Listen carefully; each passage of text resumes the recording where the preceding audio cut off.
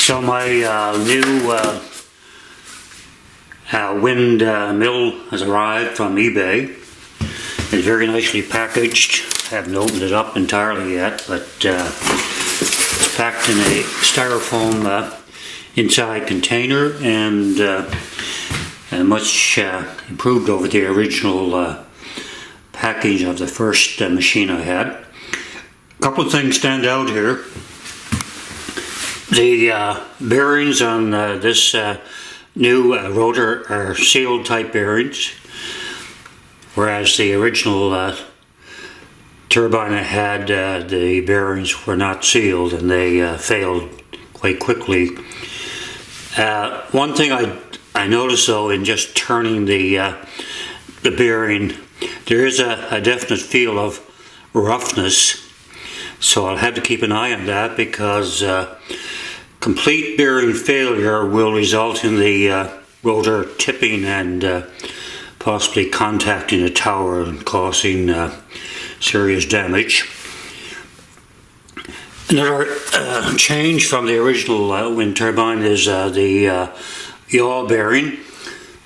This is made from sheet metal, whereas the older machine was or bearing was made from a cast aluminum of some sort or white metal. So this seems to be a good improvement. However, I don't plan to use this bearing for my next experiment because I've already improved on what came with the first windmill. Other than that, it looks as if everything is pretty well the same as the original. The tower parts all appear to be the same. The pegs for anchoring the tower are the same, but they're essentially useless in a real situation. I'm using 2-foot rebar in place of these, as well as guy wires on separate rebar anchors, so that's what you need for a real setup, something like that. So I'll be working on this soon. Instructions are the same, perhaps a little bit clearer than the original instructions, but other than that, the same thing.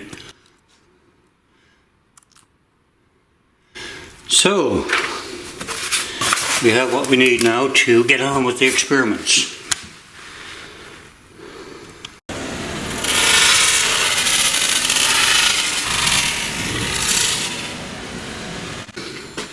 Repaired blades. The blades are repaired with epoxy. They pretty well all broke off. So I have a new rotor now that I plan to put in place of this old one.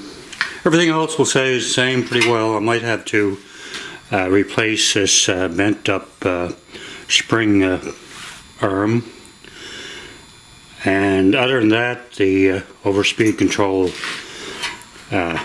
mechanism will stay the same. So this is the way the windmill is intended to go when you buy it. The tail is not attached right now, but that goes out right here on an arm, like that. And the rotor is mounted on this shaft right here. So there's no means of controlling the speed to keep the rotor from overspeeding. So the objective part of the goal here is to incorporate an overspeed control mechanism where the tail with respect to the rotor will fold or furl, and this should prevent the turbine from destroying itself in extremely high winds. That's part of our experiment. So I have the old damaged rotor temporarily mounted on the new tower top section here, just to get some idea how I'm going to approach the installation of the new rotor. I'll be using the same hinging mechanism and support plate for the new rotor as I did with this old rotor right here. And I'll be keeping making special attention to the spacing between the blade and the tower. Also, I'll have to replace that spring, and this bar right here got bent up in the destruction of the other rotor assembly, so I'll be replacing this bar with another more or less similar piece of material. And also I had to work on the limiting of the furling. I want to limit it so that the spacing between the tower and the blade is acceptable. Probably a stop right here might do it, and there's other approaches I can take. So we'll work on that and get back to you. So after the last blade destruction situation, I got a twist in the axle or support arm right here. There's some pretty violent events taking place all in a matter of a second or two. I tried to twist this back, but I wasn't successful. I don't want to apply heat to it. I don't think it will have any significant influence on the operation of the furling mechanism, so I'm going to leave it as it is. But I just want to note that to allow for the visible slant in the hinge and hub support section.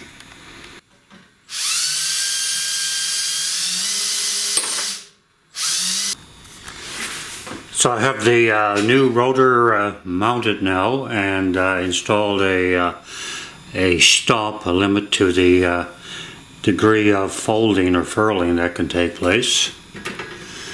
The stop goes against the shaft right here at just a small length of aluminum angle. So I next need to install the spring for the furling mechanism. The first spring I used got damaged in the last incident, so I replacing that with an identical spring. It's a hardware store variety spring, and that'll connect to the spring arm right here. Also, I'll be installing a RPM sensor, a Hall effect sensor, about right here. That's what this little hole here is for, to mount that there. I have just a small hole in the arm to so that I don't weaken the arm overall, and a little right angle bend in this so that a small machine screw and nut should hold that in place. Okay, the sensor will go in this hole right here. So that's the progress to this point. So for testing purposes, I have the legs of this top tower section secured to the little movable bench that I work with, and using that I'll be able to move it outside the garage a bit and check out my RPM setup eventually, and to just check out the turbine operation in general in terms of vibration and that type of thing. So I've just given this a little quick little test out by the garage door. Seems like the blade, the rotor's quite balanced compared to the original rotor I had. Haven't had to touch it up at all so far. Anyway, this is just a quick run before I hook in the Hall effect sensor for the RPM indication.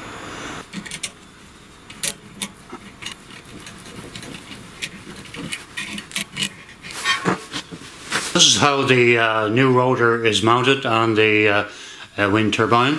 We have a 10mm hex bolt right there that goes through the two bearings of the rotor, one right here and one right here. And then there's a spacer nut. That's a 10mm nut that I drilled the threads off so that serves as a spacer. And there's no washer against the bearing there, so that we don't have any conflict between the inner and outer parts of the bearing. 4 washers for spacers, then a nylock nut that's lightly snugged up here. I had to extend the threads on this bolt to accommodate this nut here. So there's no thrust load on the bearings at all. This is just lightly snugged up that way. And then that bolt goes through the hinge and wooden block. And then we have a flat washer and another nylock nut that supports the whole axle or shaft in the block and hinge. So this is the circuit layout for a little Hall effect tachometer that I'm putting together to use with some of my windmill experiments. I cut out this little piece of scrap aluminum I had on hand, and that will take care of the digital display. Quite a simple thing to put together actually. This has a connector for the back of that, the Hall effect sensor right here, the magnet that right here that will rotate with the turbine, and we'll get the number of revolutions per minute. For now I plan to use just a 9-volt power supply to make it as simple and as flexible in terms of mobility as I can, because I may eventually want to use this on board the pickup truck and that type of thing. So I'll do another shot of this now as I progress.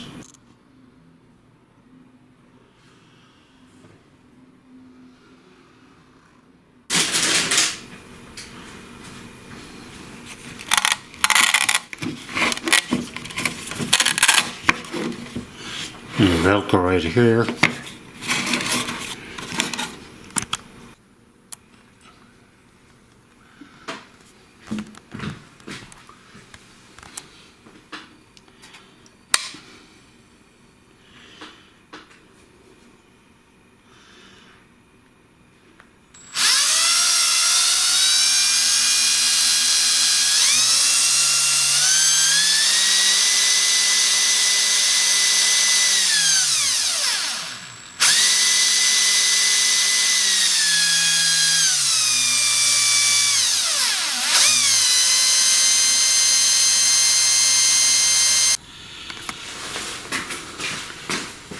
Have a gap between the sensor and the magnet.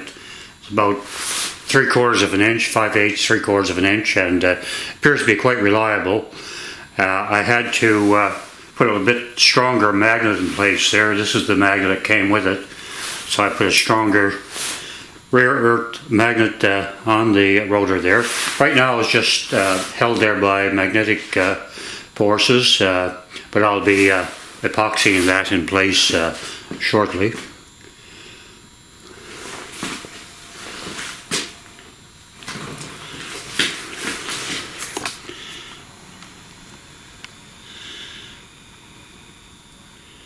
So right now the wire for the sensor just going down through the hole in the windmill frame here.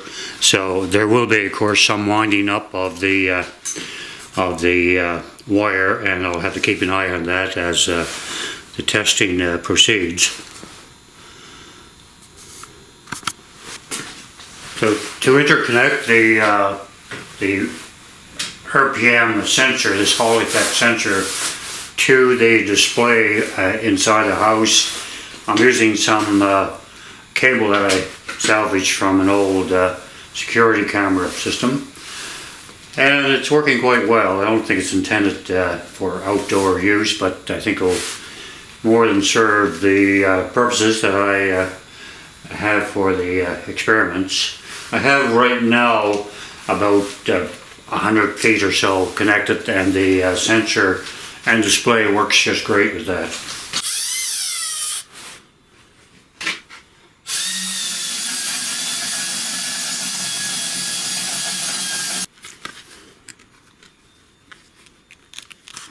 Should do it.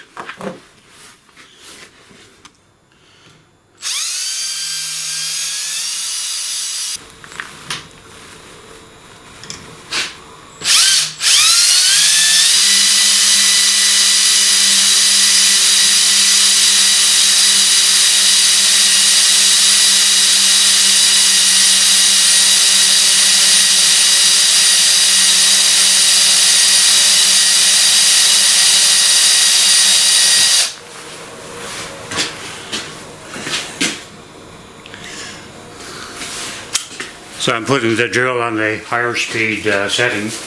I'll try that.